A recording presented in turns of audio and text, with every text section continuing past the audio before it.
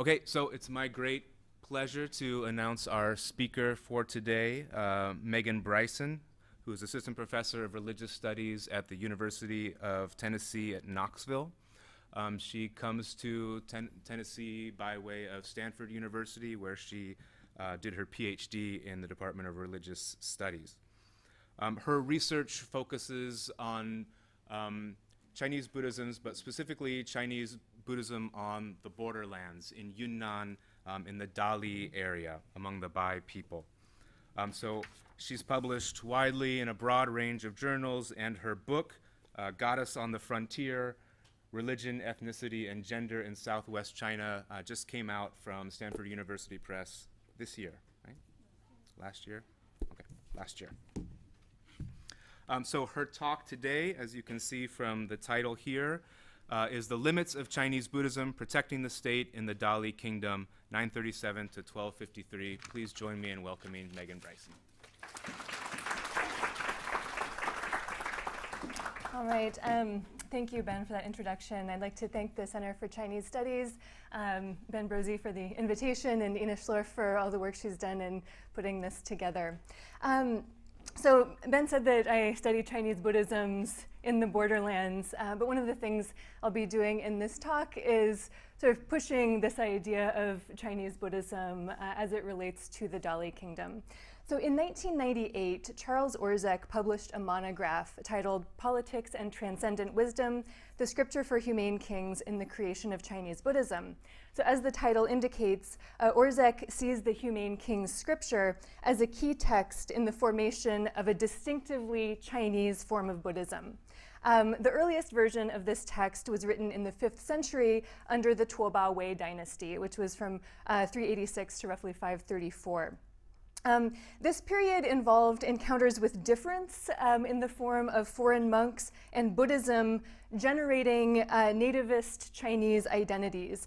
So many in the 6 dynasties period opposed Buddhism as foreign or argued against the mixing of so-called barbarian and Chinese cultures, but the author of this early Humane Kings Sutra attempted to synthesize these different things.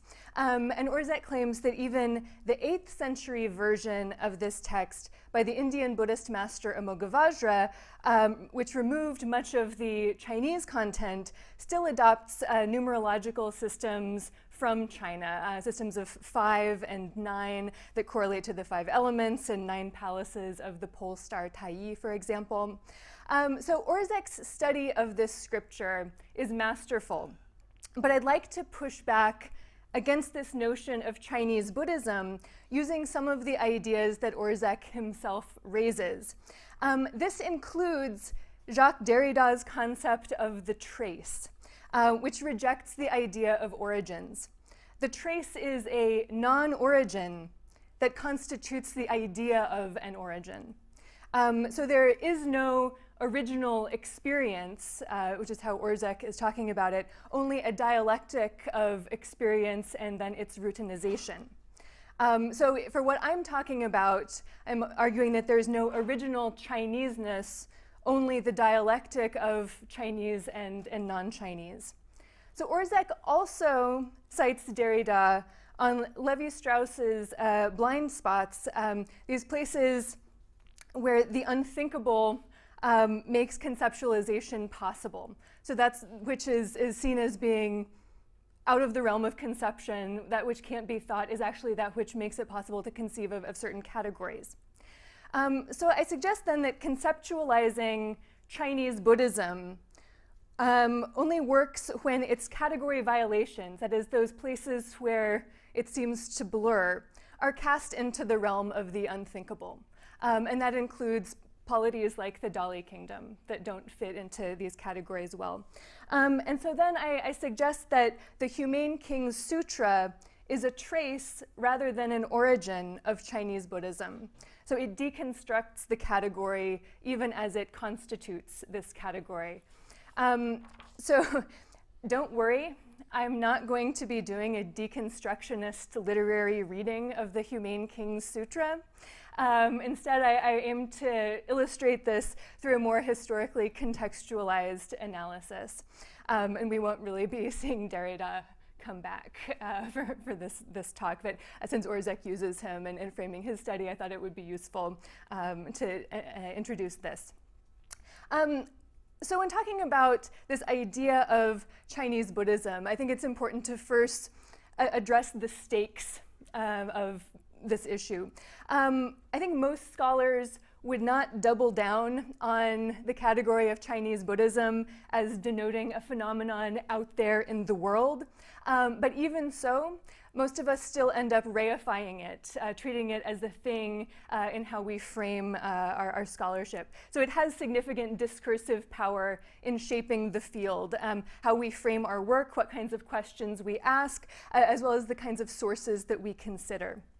To give a kind of brief definition of how I think most of us use Chinese Buddhism, it would refer to the Buddhist practices, texts, rituals, images, and objects of those who would be considered Chinese, and this would be translating Huaren or Hanren or Zhongguoren, in contrast to people from other cultures, regions, or polities. And the use of the passive voice is significant here because those who would be considered Chinese, that could refer to people considering themselves Chinese or others labeling certain populations as Chinese. So already this indicates a kind of instability of Chineseness.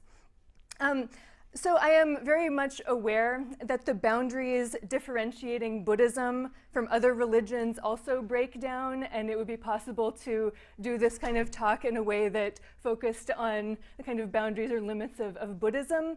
That's not going to be the focus here. I'm instead going to look more at the Chineseness of Chinese Buddhism through the example of the Dali Kingdom, which ruled much of what is now Yunnan province, as well as parts of countries that are now part of Southeast Asia and a couple other Chinese provinces as well. And I'm going to specifically focus on state protection Buddhism in the Dali Kingdom through materials related to the Humane Kings Sutra.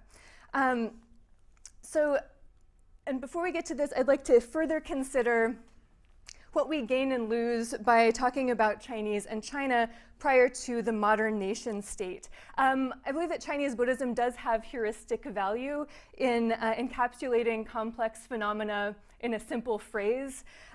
We also gain a sense of connection to the past and an acknowledgement of many continuities between earlier periods and later periods, even though the idea of political continuity tends to be retrospective. It's people in later periods claiming to have inherited the political tradition of the past, whereas the people in the past have no idea that that's going to happen, obviously.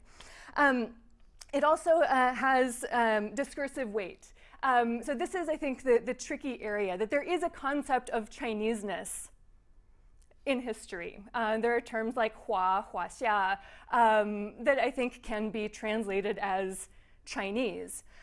What's tricky is using these terms in historically responsible ways, as discourses that people invoked in certain situations, but not as essential and stable identities that meant the same thing to everyone throughout time. So Chineseness does have discursive weight, but then there are various disadvantages associated with using these terms as well. I think we lose the sense of historical contingency in favor of teleology, and this is especially true for the period that I'll be talking about with the Dali Kingdom as well as other so-called border kingdoms.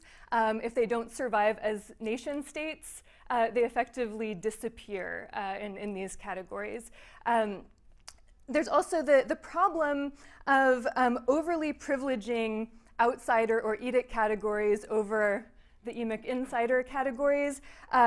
So Chinese Buddhism as an outsider term, an academic term that is applied, but can be mistaken then for a term that people embrace to themselves in a consistent and kind of homogeneous way. And Robert Buswell has made this point very well in his discussion of Korean Buddhism, or really his challenge of this idea of Korean Buddhism as a category that would not have been meaningful to most Buddhists in what is now Korea.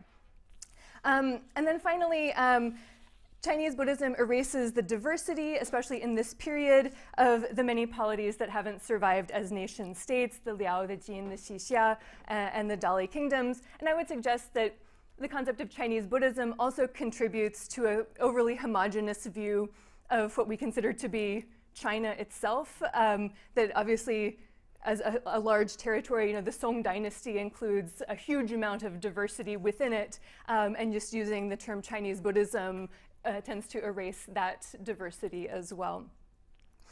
So again, I'll look at this idea of Chinese Buddhism through the example of state protection Buddhism in the Dali Kingdom. The Dali Kingdom isn't terribly well understood by a lot of people. It hasn't been studied that much. It followed a 10th century interregnum after the Nanzhao Kingdom, which ruled this area from the mid-7th century to the early 10th century. The Dali Kingdom retained much of the borders of Nanzhao. In contrast to Nanzhao, whose contacts with the Tang were extensively documented, in part because they fought a lot, there are very few records about Dali-Song relations. The Song court really didn't want to have anything to do with Dali.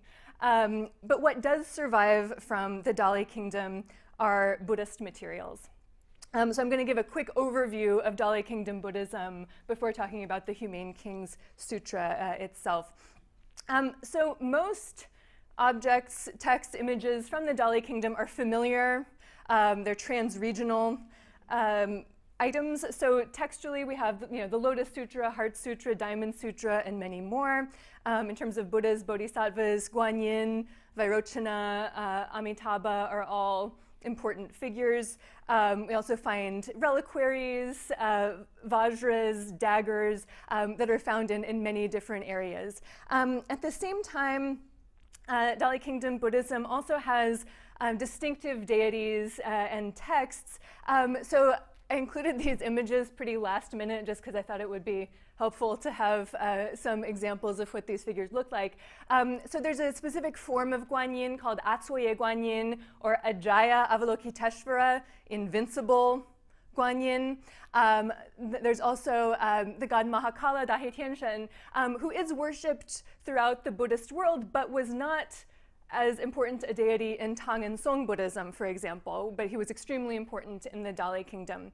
And then Baijie Shengfei, who's depicted here as Fuda Longnu, but they're the same figure.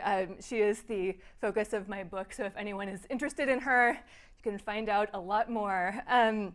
So these are examples of deities that really only appear in these forms in Dali. Atsoye Guanyin probably came up from Southeast Asia, this iconography, and the Mahakala images, I think, have the closest relationship to images from Pala, India. So the connections that we find to these visual sources point more at Southeast and South Asia. We also find 6 ritual texts in the Dali Kingdom that have only been found there. These are unique ritual texts. They're all written in Sinitic script, with the exception of some Dharani in Sanskrit. So this is very much part of East Asian Buddhism overall. And then there is one sub-commentary on the Humane Kings Sutra, which I'll be returning to a bit later. But this, again, has only been found in Dali. A lot of these materials are interested in state protection Buddhism. They're examples of state protection Buddhism. So there are various sites tied to the court that produce these. The role of Buddhist images is a painting. It's probably the best known Buddhist work from the Dali Kingdom from the 1170s that was sponsored by the Dali Emperor, self-proclaimed Emperor, Duan Zhixing. There are also Buddhist carvings at Shibaoshan, Stone Treasure Mountain. And the texts all come from Dharma Treasury Temple, at least the distinctive and unique texts from Dali, Fazangsi, which is the clan temple for the Dong family, who served as national preceptors, guoshi, under the Dali Kingdom. So they had connections to the Dali court. And then finally, the temple for revering the Holy One, referring to Guanyin, Chongshengsi, and its pagoda, the Thousand League Pagoda. This also includes a lot of images, some text, some objects as well. So we have these examples of state protection Buddhism. Guardian deities whose main role is protecting the Dali Kingdom. Familiar figures now, Atsuye Guanyin and Mahakala, are extremely important in this respect. There are scriptures that are fairly familiar. The Golden Light Sutra, the Jing, which was important in state protection throughout East Asia. And it was often paired with the Prajnaparamita Sutra for Humane Kings to protect their states, which is the main focus from what I'm looking at here. So this talk is then specifically addressing the issue that the Dali court drew heavily on the Humane Kings Sutra, which was a Tang creation. They used the Imogavajra version. But they used it for state protection, which highlights their difference from other polities, including the Song dynasty. So by examining the textual and visual sources related to the Humane Kings Sutra, we can think more about the limits of Chinese Buddhism and explore other categories for understanding traditions that cross political boundaries, even as they invoke political boundaries. So that's one of the key issues with this. So I'm going to talk then a little bit about the Prajnaparamita Sutra for Humane Kings to protect their states, which I will abbreviate to the Humane Kings Sutra for everyone's benefit. So as I mentioned, this was originally a 5th century northern creation, probably composed under the Tuoba Wei dynasty. And this already calls into question our sense of Chineseness, given that the Tuoba Wei were considered to be alien or non-Chinese dynasty, at least in terms of the rulers. The text also combines Buddhist and Confucian ideas, as well as yin-yang cosmology and some Taoist concepts. So this is best exemplified in the double entendre between Ren, humaneness, and Ren, forbearance, which Orzeck discusses extensively in his book. So Ren, humaneness as a Confucian virtue, humane kings being the kind of key figures in the text, but humane kings are defined here through their doubles of bodhisattvas who have mastered primarily the paramita, or perfection of forbearance. So one of the odd things this text does is collapse the bodhisattva path of 10 perfections into the single perfection of forbearance, or Ren. So this double entendre is a really important underpinning for the logic of this text. It's also what causes later Neo-Confucian figures like Zhu Xi to completely denounce this text as heterodox and awful. Zhu Xi is really not a fan, and it's because it is corrupting these Confucian ideas with Buddhism. In addition, this version of the text uses a lot of language from the I Ching, from the Book of Changes. It refers to a shenfu, or divine tally, which appears more in Taoist scriptures, and it also refers to Prince Moonlight, Yue Guangwang, who was an important messianic figure in the 6 dynasties, and so sort of highlights the indigenous nature of this text. It also offers state protection to rulers. From certain perspectives, it homologizes rulers and bodhisattvas, so claims that they are ultimately the same kinds of beings. It mainly calls on rulers to protect the Dharma. And one of the things that this text offers both rulers and monastics is that it has resources for rulers to claim the right to intervene in monastic affairs, but it also has resources for monastics to claim their own independence from the state. And so we can see both rulers and monastics invoking the scripture for opposite purposes in its later iterations. And then this scripture ends with rulers of 16 great states abdicating their thrones to become monks, and this will be important in the context of Dali Kingdom Buddhism as well. So this text, this 5th century version of the text, was originally categorized as suspect because it was, but it was eventually considered canonical in the late 6th century. And as a canonical text, its translation was attributed to Kumarajiva, Dharmaraksha, and Paramartha. The Kumarajiva attribution became the strongest, so you can still see it sometimes being referred to as a translation by the prolific monk translator Kumarajiva. It was embraced by rulers of the northern Chen dynasty, as well as the Sui dynasty, and then by the earliest rulers of the Tang, the early Tang emperors.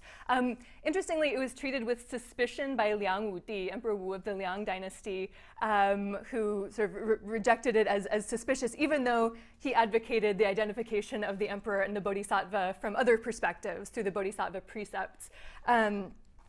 So this is the first incarnation of this text. But then in the Tang dynasty, Emperor Daizong ordered Amoghavajra to retranslate the text because of its popularity and because of Amoghavajra's service to the Tang court. So Amoghavajra made several changes in his revision of this text. It's hard to call something a retranslation when it was never translated in the first place.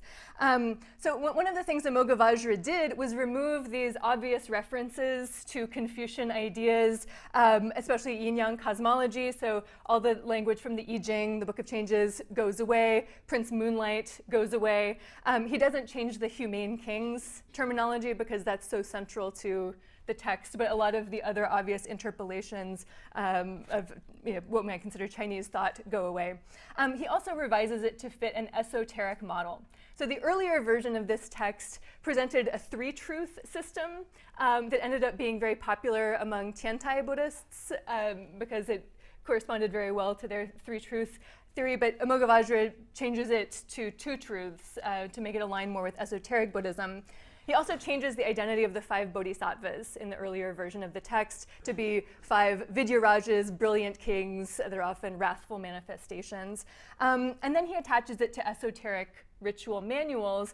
He also adds a dharani, a spell, to this text. There was no dharani in the earlier version, and Orzek thinks that Amoghavajra probably composed the dharani for this text, and this is also significant for when we get to Dali Kingdom Buddhism. So the text proved extremely efficacious for the Tang court. There was a joint Uyghur and Tibetan invasion that was coming around the time Amoghavajra was translating this, but after the translation was complete and he was performing rituals based on it, the invasion failed. Some of the main generals died, and so Amoghavajra was credited with this military victory. So the text then spreads. It gains commentaries. Most of the commentaries on the Humane Kings Sutra are written on the earlier version, but we do have an esoteric commentary written by Liang Bi, who worked with Amoghavajra in revising this sutra. We also have ritual texts based on this sutra attributed to Amoghavajra. And it's important that these ritual texts all focus on the dharani. So there's one that's ritual procedures for reciting the dharani of the Humane Kings Sutra, methods for reciting the Humane Kings Sutra, exegesis on the dharani of the Humane Kings Sutra. So this was clearly the kind of focal point for Amoghavajra of this new version of the text. So it's in these ritual texts and commentaries where we find certain aspects of the esoteric nature of this text. There's a character wheel contemplation that I'll be talking about, and the identification of the 5 bodhisattvas with 5 Vidyarajas comes through here, and indications of a mandala based on the Humane Kings Sutra also emerge more from the ritual text and commentary than from the sutra itself. So Cynthia Bogle, in studying this sutra's visual culture in Japan, has theorized that Anguosi in the Tang might have had a statue mandala based on the Humane Kings Sutra that was then the basis for the mandala at Toji, the statue mandala based on this scripture. So Orzek argues that in both this 5th century and 8th century form, the Humane Kings Sutra embodies the hybridity of Chinese Buddhism, which is to say that it synthesizes the sort of Chineseness, the humaneness, the cosmology with the alien, meaning Buddhism in general, but also specifically the Tuoba Way culture and Amoghavajra as an Indian monk. I think hybridity can be useful in certain contexts, but it also has problems as an explanatory tool. One problem is that hybridity implies a contrast to purity. the idea of the separate things coming together, each being pure in their original form. So in this case, Confucianism and Buddhism, or Chinese culture and Buddhism, when in fact every tradition could be understood as hybrid. There's also little indication that the Buddhists who embraced this text saw it as hybrid. I think those who criticized it might have seen it that way, as combining different traditions that didn't belong together. But those who embraced it, simply saw this as a Buddhist text that wasn't an amalgamation of anything necessarily. It's also the case that the resulting textual, ritual, and visual traditions circulated beyond the political boundaries of both the Northern Way and the Tang Dynasty. So I want to just briefly go through the various places where we find the Humane Kings Sutra in East Asia. So these include in Shilla and Koryo, Korea, with both the earlier version and the later version of this text being extremely popular and being associated with the state protection Buddhism that was so important in Korea, in Nara and Heian, Japan, again with the earlier and later versions of the sutra were embraced. Kukai famously brought Amoghavajra's version as well as its ritual texts and visual culture from the Tang capital to Nara. It was not seemingly as embraced by the Song court. So doing searches for the Renwang jing and the Song dynasty yields far fewer results than, for example, the Tang. It does not seem to have been in as much favor at the imperial level here.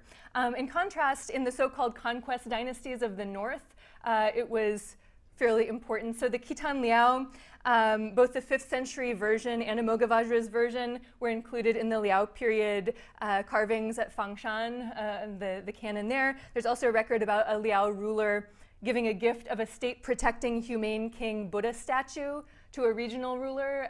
So the visual culture tied to it seems also to have been important in the Liao. The Jin dynasty also carved Amoghavajra's version of the scripture and 2 of his ritual texts at Fangshan. So we find these texts for reciting the Dharani there.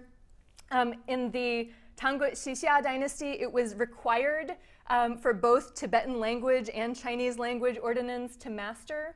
So that underscores its importance there. This text was also important in the south, so the Li dynasty in what's now Vietnam. There are records of this text circulating there, and a record about a 12th century monk. And then finally in the Dali Kingdom. So on one hand, this text reveals, I think, Buddhist networks that transgress political boundaries. This was a text that circulated very widely throughout this time period. On the other hand, the nature of the text, because it's appealing to state protection, underscores those political boundaries. So this is the kind of tension that I find really interesting in this text and how it circulates and I think challenges national Buddhism categories. So finally, we can move on then to the Humane Kings Sutra in Dali. So as in other places, Dali Buddhists adopted the textual and ritual traditions of the Tang, but developed them in locally distinctive ways. So there are 5 materials related to the Humane King Sutra here. I want to go through each of them briefly before getting to the conclusion. So the first set are textual materials. I'm going to introduce these first, and then I'll go through them one by one. From Dharma Treasury Temple. So we have 2 partial manuscripts of the Humane King Sutra from Fazangsi. They have selections from Liang Bi's commentary as well as additional sub-commentary from Dali.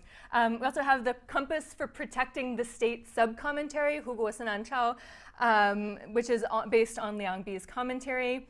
And then there is a section in this ritual text, the section on the state protecting Prajna Buddha Mother, Huguo Bura Fomu, from the ritual procedures for inviting Buddhas, Bodhisattvas, Vajra beings, etc. This is one of the 6 ritual texts that has only been found in Dali, and so this is one subsection from that text. And then in terms of visual sources, There's an image of the precious state protection pillar in the roll of Buddhist images, the painting from the 1170s, and also in the same painting, the kings of the 16 great states, so direct visual references to Humane Kings Sutra ideas. So we'll start with the partial manuscripts of the scripture. Both of these now only contain parts from the second half of the sutra. The sutra has 8 chapters, and this first manuscript contains part of chapter 5, protecting the state, all of chapter 6, the inconceivable, and part of chapter 7, on receiving and keeping the scripture. This manuscript has no colophons indicating the scribe or the collection it originally belonged to. What we can see here is that it uses larger script for the main text of the scripture, then slightly smaller text for Liangbi's commentary, and you can see an example of it here, Fu Hui Zhi Xing. But then what follows this is sub-commentary from the Dali Kingdom, and one of the really frustrating things about reading it is that in the Dali Kingdom, people use abbreviated scriptures and possibly also vernacular characters to write their sub-commentary specifically. There have been debates between scholars who work on Dali Buddhism, with some arguing that these are just abbreviated characters. So I don't, there'll be a good example on the next page of kingdom that's abbreviated. And other scholars arguing that these characters represent the spoken language of Dali. I think it's possible that they're both right, that some of them are clearly abbreviated, but others might be vernacular characters. And that would put Dali in good company, because vernacular characters were used pretty widely in different areas. And then, of course, also the Liao, Jin, and Xixia all developed their own scripts. So for Dali to develop certain distinctive characters would be, pretty normal at this time. We see these same things in the second manuscript, which includes part of chapter 7 and all of chapter 8, which is the charge. Because it includes the conclusion, it also includes a colophon identifying the scribe as Shi Xinghai and the owner as Zhi Wendi. So Xinghai is a pretty generic monastic name. There is one figure from the 13th century from Jiangnan, so from the southeast, called Xinghai, who did travel through Yunnan and wrote a poem to the eminent man from Yunnan, but it's pretty hard to conclusively identify him as the scribe here. So this is very similar in structure to the first manuscript, but it has more sub-commentary, including these red annotations. So this here is an abbreviated form of guo, or state or country. It's just the radical. And we can see something similar over here. This is the title of the text, the Renwang Hu Guo Jing. So Hu also is using a different character, a kind of very simplified version that would have had the same pronunciation. So that's an example. Those are examples of abbreviated characters. But then we have this and these kinds of terms that I have not been able to figure out. And it's possible that there's a really obvious explanation for these that I'm just missing. So if you're like, oh, I know what that is, please let me know. But it seems to have baffled people who would be more inclined to guess correctly than I would. So the conclusions we can draw from these is that people in the Dali court were really concerned with understanding the meaning of the Humane Kings Sutra. It does have important ritual uses as well, but they wanted to make sense of the scripture and its commentary and strove to elucidate the meanings. I think it's also possible that there's an oral tradition reflected in those annotations, because some of the annotations seem just extremely obvious, as in that last example, and it says, if kings, and then it's annotated to be if kings of states, which doesn't seem like it would be that necessary, so possibly being used in some kind of oral preaching, but that again is conjecture. I also would make the point that the use of abbreviated or vernacular characters shows the localization of the tradition surrounding this text in the Dali Kingdom, as we find in other regions as well.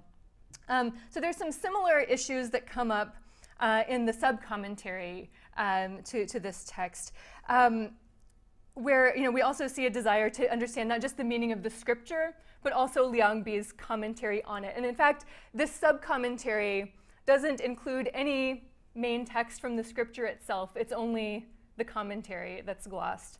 So this was written by the monk Xuanjian in the Changhe Kingdom, originally in 5 fascicles. Xuanjian was tied to the imperial temple Chongshengsi, or the temple for revering the Holy One, Guanyin. He had monastic titles that originated in the Tang or Zhou dynasties. So he was identified here as the Shramana Xuanjian, recipient of the purple robe, master of exegesis, abbot of Chongshengsi, monk of inner offerings. So recipient of the purple robe and monk of inner offerings are both titles from the Tang and Zhou courts, which shows that people in Dali were taking those for their monastic positions as well. The extant manuscript of this, however, dates to 1052, when it was copied by the monk Dao Chang. We don't know as much about him. We do know that he heavily abridged this sub-commentary from 5 fascicles to 1, and he did this really unevenly, so that this extant version is heavily skewed toward the beginning of the original sub-commentary. There's not so much toward the end. And Dao Chang stated his reason for doing this as offering the merit to 7 generations of the deceased. So it has more to do with his ancestor veneration, at least in terms of his stated reasons.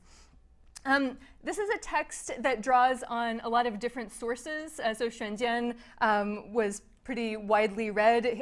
He draws on the Qieyun, or cut rhymes, that was written in the Sui dynasty and only survives in fragments. He drew on the I Jing, the Dao De Jing, the Chunqiu, so these kind of classical Confucian and Taoist texts. He drew on sutras such as the Lotus and Vimalakirti sutras, as well as their commentaries. He drew on travel records such as the Da Tang Xi Yu Ji, and biographies like Tang Sanzang Zhuan, and then exegetical works on the Huayan Jing and Zhuangzi. So, he's using a wide variety of works, all in Sinitic script, to gloss Liang Bi's commentary. This sub-commentary, as the scholar Ho Chong argues, belongs to the Yixue genre, or exegesis. But as Ho Chong explains, Yixue encompasses not just exegesis, but also phonology, philology, philosophy, and therefore it includes a wide variety of things. It includes explanations of seemingly basic terms that you wouldn't think someone would necessarily need to gloss, but it also includes explanations of more complex doctrine, like the idea of acquired lineage and innate lineage that are part of the Humane Kings Sutra.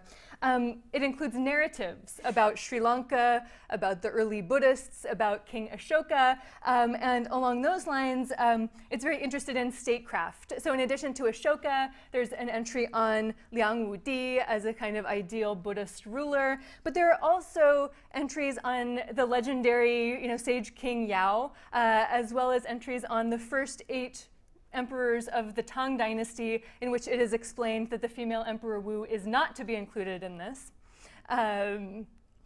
They're very, very clear on that. And it also goes into the ideal relationship between rulers and Buddhist monks or advisors. This is one example. It's glossing this phrase, humane kings thus invite the masters, which is the good strategy of showing widespread respect. This is how the sub-commentary explains this passage, this particular line, and it's citing, why King Prasenajit in the Humane King Sutra needs to ask Buddhist advisors to court and consult them. So this again deals with the kind of symbiotic relationship between rulers and monks. I'd also note that even though the sub-commentary is based on Liang Bi's commentary, which is based on Amoghavajra's version of this sutra, Xuanjian does not talk about the Dharani, and in fact he refuses explicitly to discuss the secret speech. It's too powerful to get into in this sub-commentary. So the conclusions I would draw about this sub-commentary, is that what Orszag describes as the Confucian Buddhist hybridity of the Humane Kings Sutra is very much mirrored in the sub-commentary, showing the same kind of hybridity in Dali Kingdom Buddhism.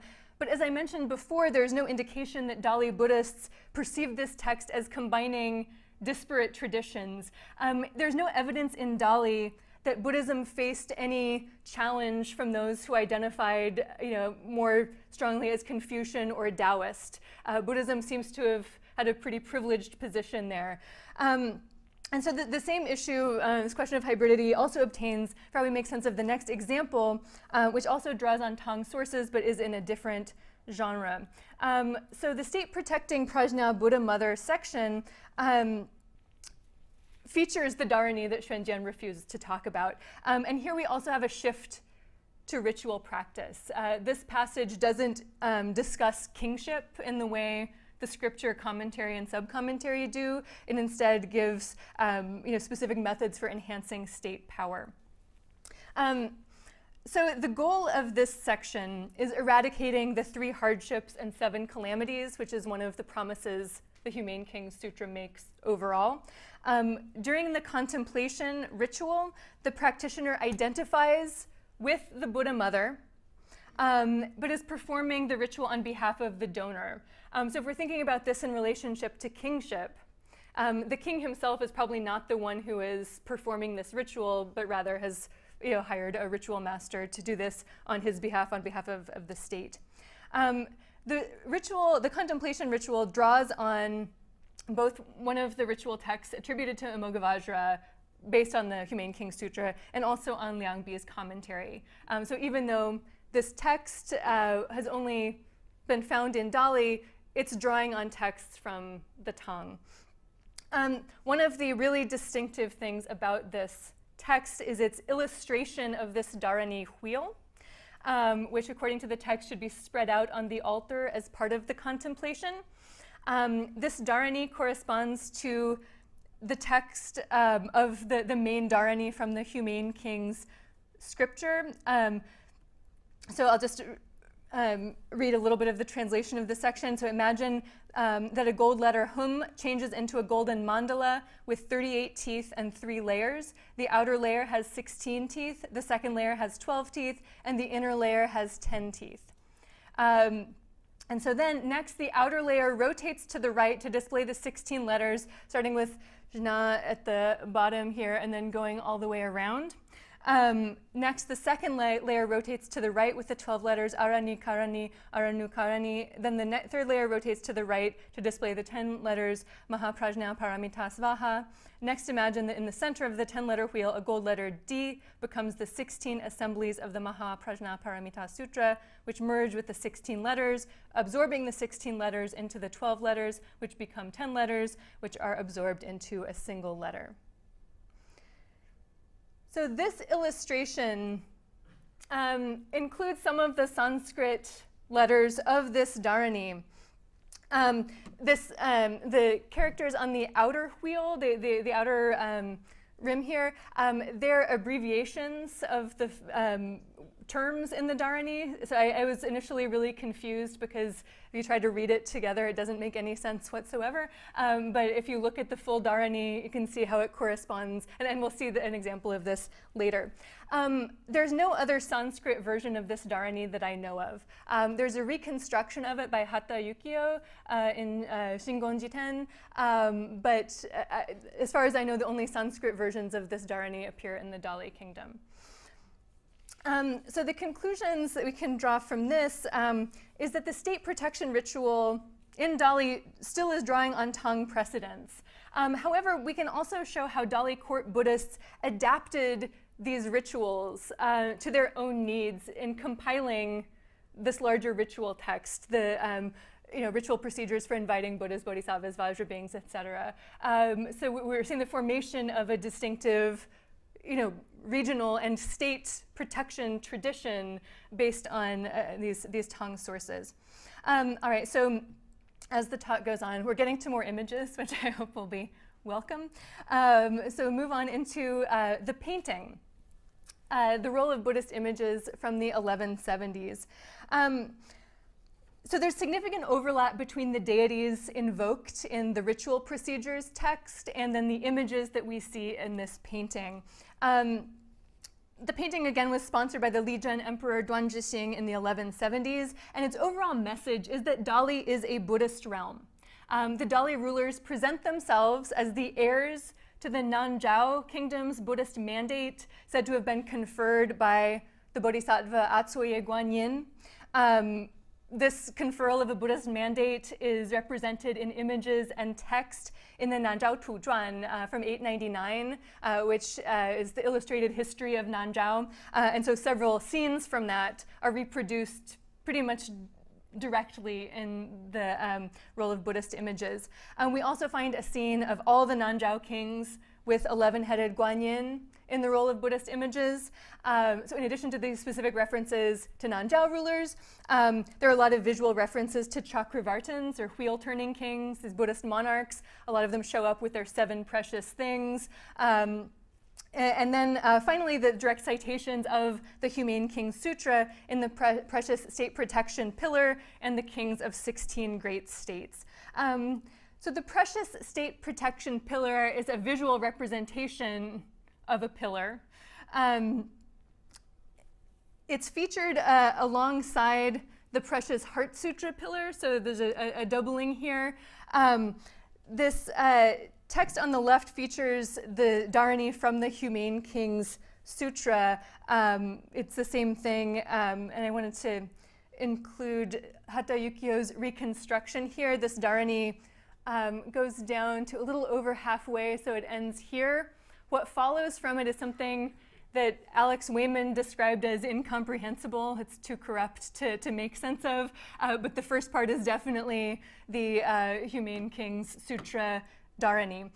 It has some differences from Hata Yukio's reconstruction, which is based on just the transcription in Chinese characters, and I'm not expert enough in Sanskrit to know what these differences might mean, so I'll save that for someone else to look at. But one thing I wanted to note, that these letters in red are the parts that are represented in that wheel that I had just showed, how they abbreviated the first parts of these terms in the letter wheel, and how we see this in the full Dharani here. So what I argue here is that these precious pillars, which show up toward the end of the scroll, have a structural symmetry with these Vajra beings at the beginning of the scroll. So the Vajra beings immediately follow the imperial retinue of the Dali Emperor, and then the precious pillars immediately precede the kings of 16 great states at the very end of the scroll. So we have this symmetry that I think also depends on these images of exotic bodies. The Vajra beings are depicted as, hyper-masculine, very muscled, and would, I think, come across as exotic or Indian to people in the Dali Kingdom, as well as those familiar with Tang and Song visual culture. And then the Sanskrit on the precious pillars, I think, also conveys this sense of the exotic, and specifically the Indian. Sanskrit in Dali played a similar role to its role elsewhere in East Asia. That is, there were some people who were conversant with it, but most were not. So it mainly exists as a kind of symbol of power, that it's the power of the other. So paradigmatically, I would argue that these share the protective function, but then sort of syntagmatically, the precious pillars lead into the 16 kings. So this is the last thing I'd like to look at. So the kings of 16 great states, as I mentioned before, in the Humane Kings Sutra, they all renounced the throne after hearing the Buddha's message. In the Fanxiangjuan, in the role of Buddhist images, there's structural symmetry between this group and the Dali Emperor's retinue, which I'll be talking about in just a minute. I do want to note the character for state here, Guo, is the female Emperor Wu character that they used in Dali very frequently. And actually, there's some Song records that remark on this. Dali keeps using this character for kingdom, who knows why, but it's something that recurs quite frequently. So there's a structural symmetry here between this group and the Dali Emperor's retinue. I think there's a certain doubling here, a certain similarity that's invoked. They share Buddhist piety. Dali emperors also had a tendency to abdicate the throne to become monks, although as with rulers elsewhere, there was a certain amount of political pressure being exerted on them to do so by the powerful prime ministers from a different family. So there's this doubling, but there's also a distancing. I don't need to go there yet. So Alexander Soper has made a connection between these images and Dunhuang Vimalakirti images in which the Tang ruler is shown on one side and then multiple rulers of other polities are shown on another side. And this is basically what we have here as well. The Dali ruler is the singular emperor. He is identified as Huangdi. In contrast, these are identified as Wang, as kings, so they are lower. There are many of them, so there's a hierarchy being established here. And this hierarchy is also manifest through the attire these kings are wearing. So this figure is meant to be the Chinese ruler on the left in the roll of Buddhist images. And I've used this image from Yan Liben's Images of Kings Throughout the Ages of the Shu ruler, Liu Bei, because it had the most similarity to how this Chinese ruler was depicted. But there's a difference here, namely that Liu Bei has the imperial insignia, the sun and moon on his shoulders, that we don't see on the Chinese ruler in the roll of Buddhist images. In contrast, we see the Dali ruler Duan Zhixing at the beginning of the scroll with the sun and the moon on his robe. So we know who the emperor is through this representation. The role of Buddhist images is effectively using Tang visual language to raise the Dali kingdom above the Song. There is also an inscription in which the Dali ruler is referred to as an emperor, and the Song ruler is referred to as a king or Wang on the same level as the barbarian king, Man Wang and Song Wang versus Dali Huangdi. So this is to give you a sense of the opening of the painting, which features the Dali ruler, Duan Zhixing, and then his imperial retinue as the contrast to the kings of the 16 great states. So the Dali court here is using the Humane Kings Sutra, in this case, to elevate the Dali ruler above the Song ruler. So finally getting to the conclusions. So in the Dali Kingdom, the Dali court embraced the text, rituals, and visual culture surrounding the Humane Kings Sutra through materials that came from Tang and Song territory, but I would argue that they didn't embrace them as Chinese Buddhism. That this was not the concept at work here. Dali was one of many polities that looked to Tang Buddhism, especially works by esoteric masters. Nanzhao was an additional source for Dali, but that also had a Tang connection. A lot of Nanzhao materials came from there. So the sub-commentary, I think, shows the extent to which the Dali court looked to the Tang precedent. There are extensive discussions of the first 8 Tang emperors. However, I think for the Dali Kingdom, the Humane Kings Sutra's usefulness was based on its universality. Any polity could use it for state protection. It wasn't restricted to its source, and in any case, for Dali Buddhists, its source would have been seen as India, not China. I mean, there wasn't a sense that the Humane Kings Sutra was an indigenous text for the Buddhists in Dali who embraced it. So then we can talk about the Dali Kingdom and Chinese Buddhism. I think the Humane Kings Sutra does synthesize Confucian and Buddhist concepts in ways that made it attractive to people who are familiar with both systems. But I would suggest that neither Confucian teachings nor the Sinitic script in which it was written are inherently Chinese. I think it's easier to see this in examples of Japan and Korea that have survived as nation states. Confucianism, Sinitic script were extremely important in these areas, but that doesn't mean we would call Japanese Buddhism Chinese necessarily. I think it's harder to see this in the places that became part of so-called Chinese territory after the Mongol conquest that don't survive as modern nation states. So I propose two ways of dealing with this phenomenon. One is reframing Chinese Buddhism to be more East Asian Buddhism. And in this, I'm following an argument that Karen Wigan and Martin Lewis make in The Myth of Continents. They're addressing more the problem of overly general classifications like Asia, but they also criticize how modern nation states shape how we look at things, and they sort of propose these regional classifications as better ways of dealing with things. Of course, East Asian Buddhism also breaks down, and Dali is one of the places where it does, because Dali is a region that borders Southeast Asia. It's very close to South Asia, and then you have the question of Tibet and whether you include Tibetan traditions in East Asian Buddhism. So of course there are problems here as well. What I think is, to me, the most useful approach is combining different kinds of models for understanding Buddhism, like we see with the Humane Kings Sutra. So foregrounding transmission and networks over bounded spaces.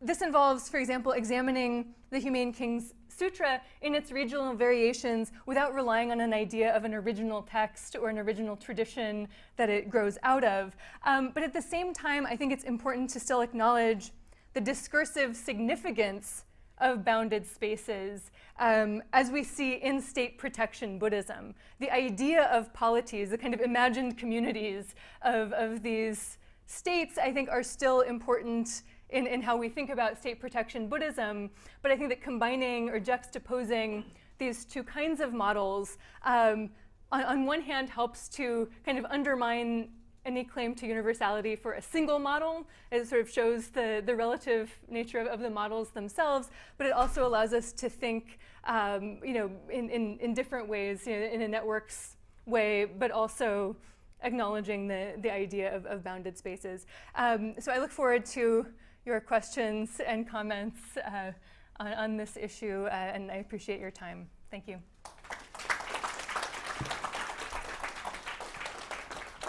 I know some people will have to leave for class, and feel free, but those who can stay, we do have time for question and answers, and I'll just let you call. Yeah, that's fine. Yes? Very simple question. How long is the sutra? Can you get a feeling for that? It's pretty short. The Humane Kings Sutra is a two-fascicle sutra, so it's like 2 scrolls and 8 chapters. There is an English translation in Charles Orzek's study of it that's probably no longer than 30 to 40 pages in English translation, so it's not a very long text. Yes? What was the spoken vernacular language? It's hard to know. I mean, there are some records and Tang sources of terms. I mean, they're using Chinese characters to record them. It's not until the Ming Dynasty that you see what could be called written by, or bai wen. And this gets into another kind of thorny issue of ethnicity, because in the Ming Dynasty, you start seeing a lot more expressions of bai ethnicity, the baizu, in modern China. But prior to the Yuan dynasty, there's nothing that's necessarily ethnic language, at least coming from the people who live there. So it's difficult to determine the relationship between the bai wen, the bai text that shows up in the Ming dynasty, and what people would have been speaking in the Nanzhao and Dali kingdoms. And then it's also difficult to take the few Tang reconstructions of the local language and relate them to like modern spoken bai. Is it a silent Tibetan language? It's actually been one of the most difficult languages for linguists to classify, that I've seen it included in pretty much all of the possible categories. I think that one of the difficulties is that it's changed over time, and so adopted, borrowed a lot of vocabulary from Mandarin and from the Yunnan, accent of Mandarin. But I mean, I think it's classified as Tibeto-Burman most frequently. Sorry, yeah, John. Yeah,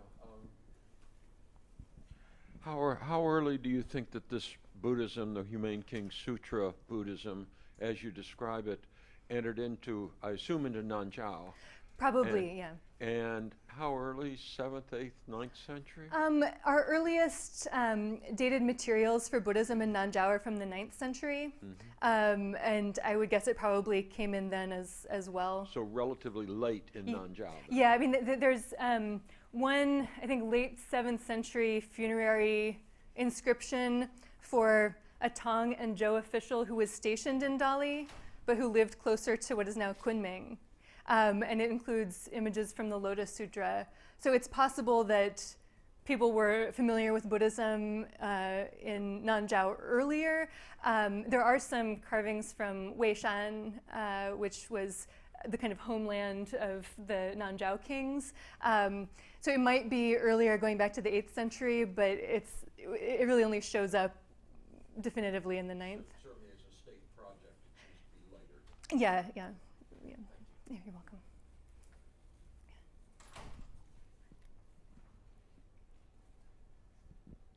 I'm interested in the retranslation because you've got an initial text where they have imported things that they like from other traditions into the thing, and then they have it reworked with stripping those out and adding in the charm, as it were. Yeah. And it suggests that they did start with the notion of Chinese Buddhism or local Buddhism, where we'll take the best of everything, and then somebody decides, well, no, this has to be purified, or I don't like that, and they go back to something closer to an original form.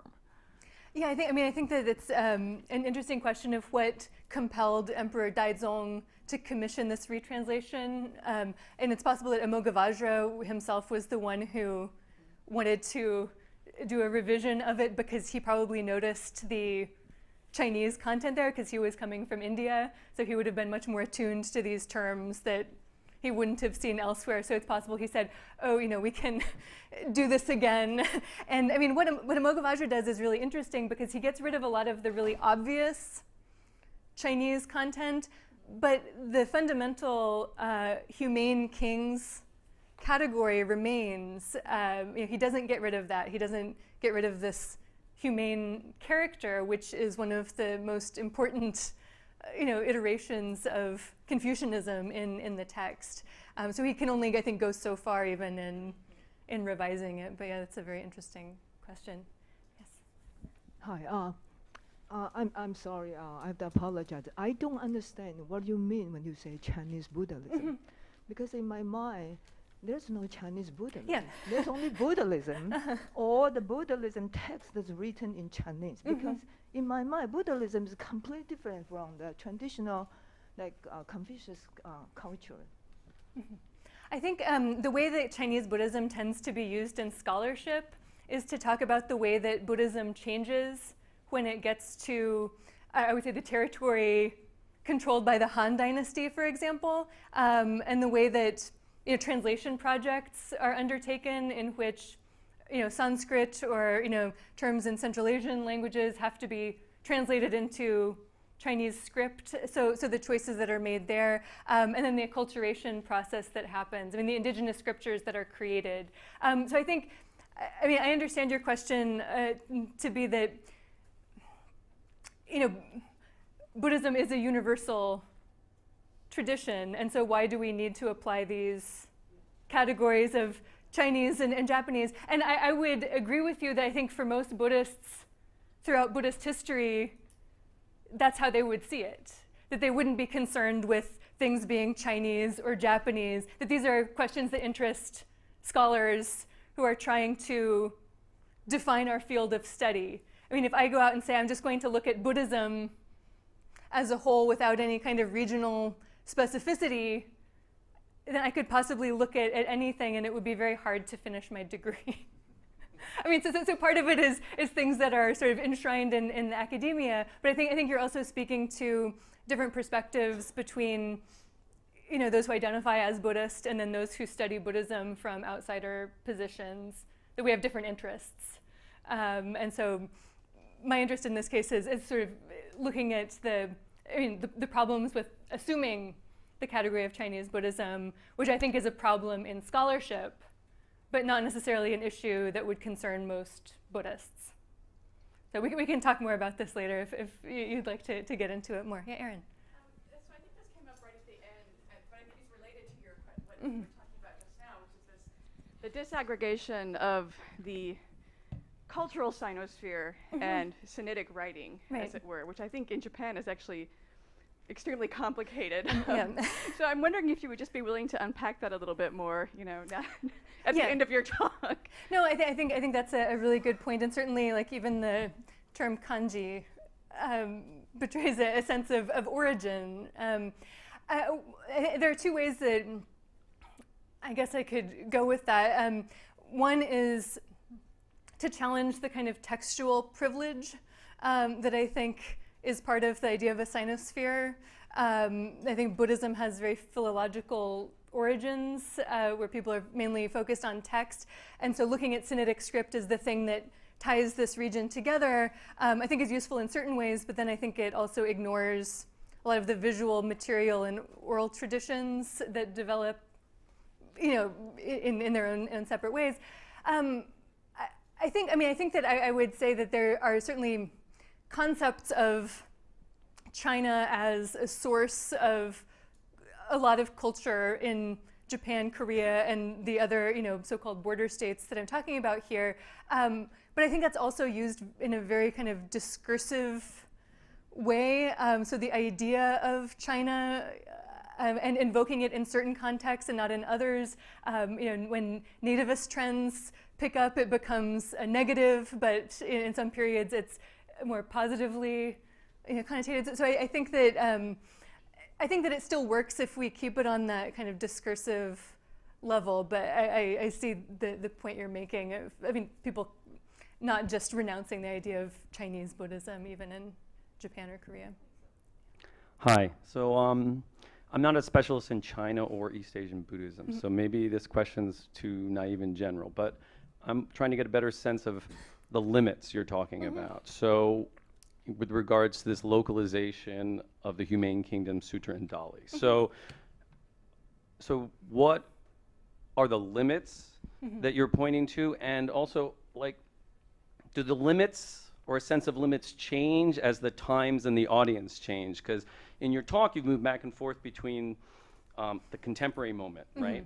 Contemporary Buddhists within China, or contemporary scholars of Chinese Buddhism. But then you were also talking about Dali Buddhists and sort of the courts and rulers and commentators within Dali kingdoms versus Song kingdoms versus Li kingdoms versus all of that. So, is this idea of limit appropriate for both of those audiences? And is it the same kind of limit that you're talking about with regards to those two different times and two different audiences? Yeah, I think for me, when I talk about limits, I guess I'm talking about more contemporary scholarship on earlier periods and how we could consider more like the boundaries of Chinese Buddhism, so limits in that sense of what gets included and what gets cast out.